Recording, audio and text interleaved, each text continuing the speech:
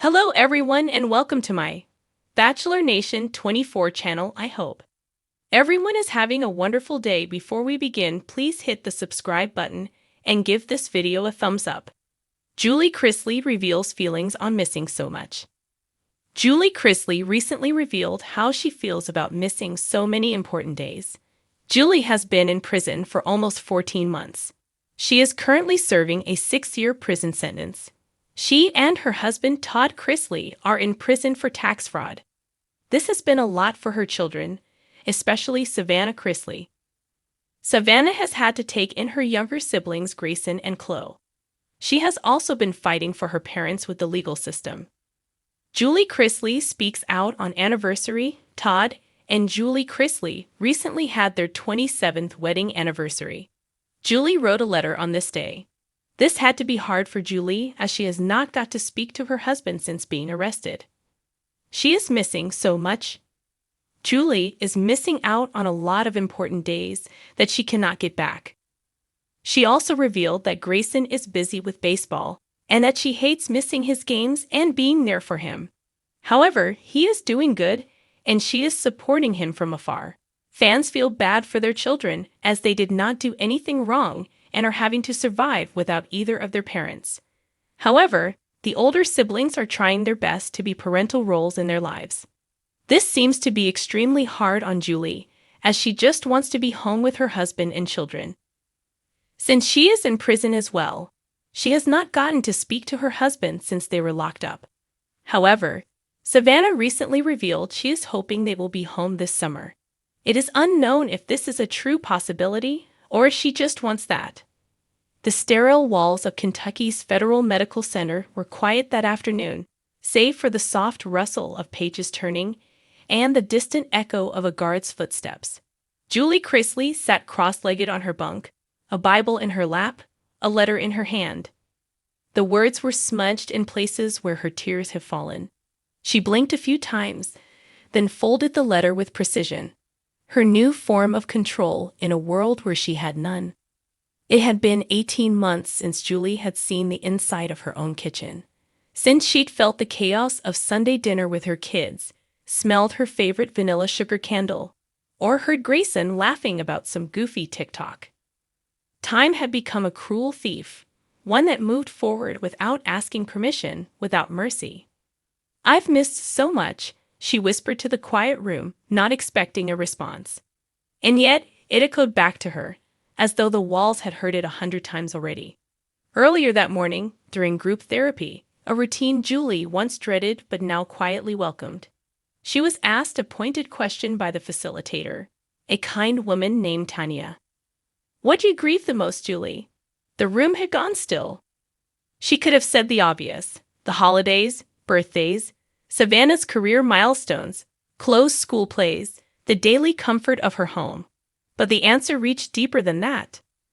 "I grieve the moments I didn't know I wouldn't get back," she replied, her voice steady but fragile. "The times I was too busy to sit a little longer, talk a little slower, hold them a little tighter." Tanya gave her a gentle nod, the kind that's surprising even herself.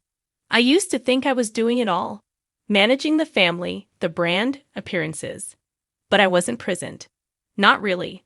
And now I see it all from a distance, and I'd give anything to fold laundry while Chloe told me about her science project." She wiped a tear with the sleeve of her beige uniform. In prison, everything felt beige, visually and emotionally. That night, after lights out, Julie lay on her back, staring at the ceiling. The moonlight poured through the narrow window, casting long shadows that danced like ghosts. Memories arrived uninvited. She remembered Thanksgiving 2020 when she'd made her famous cranberry cornbread stuffing, and Todd had joked about eating it straight from the pan. She could still hear Chase mimicking her voice in a high-pitched tone, teasing her over her insistence on cloth napkins. Chloe had spilled juice on her dress, and Savannah had taken 20 selfies at the table. It had been chaotic, imperfect, and beautiful. That same Thanksgiving now felt galaxies away. In its place were microwaved meals on a metal tray, no family, no laughter, just the hum of a vending machine and the occasional clink of keys. She sighed and whispered, I missed Savannah's 27th birthday, and I'll probably miss her 28th too. Then she thought of her mother, who had taken ill shortly before Julie's sentencing. Will she still be here when I get out? Julie wondered aloud, her voice trembling. Will I get to say goodbye if I have to? That thought shook her more than anything. She'd always told herself that her absence, painful as it was, would at least be temporary, but some things don't wait for the end of a sentence. In a letter she wrote later that week, one she didn't know if she'd send, Julie poured out her feelings to Savannah. I know you've taken on more than any daughter should have to, and I see you, handling everything with grace, even when you're breaking. I hate that I'm not there. I hate that I missed Chloe's first school dance. I missed your tears after that breakup. I missed celebrating your podcast going viral. I know I can never get these moments back, and I know you're angry sometimes. So am I, but I'm proud of you. Proud of the woman you've become without needing me to hold your hand, even if it breaks my heart. Back in the rec room, Julie found herself talking to a woman named Delilah, an older inmate who had already served 12 years. Delilah, with her raspy voice and silver-threaded braids, had a wisdom Julie clung to. They think time will heal you, Julie had said. Delilah had nodded slowly. Time don't heal nothing, but truth does. Acceptance does. Julie looked at her hands, once so busy with work, parenting, cooking, cleaning, now idle. I miss Savannah buying her first house. I miss Chase getting engaged, even if he broke it off. I miss Chloe losing her first tooth, and I might miss her graduation. Delilah tapped her own heart. Then don't miss what you've got left. Even in here, you can still love them, write to them, talk to them, be their mother in words, if not in hugs. That night, Julie began writing a book, not for the public, not for fame, but for her children. A journal, maybe. A record. A truth-telling. She started with, To my babies, I miss so much, but I never stopped loving you through any of it.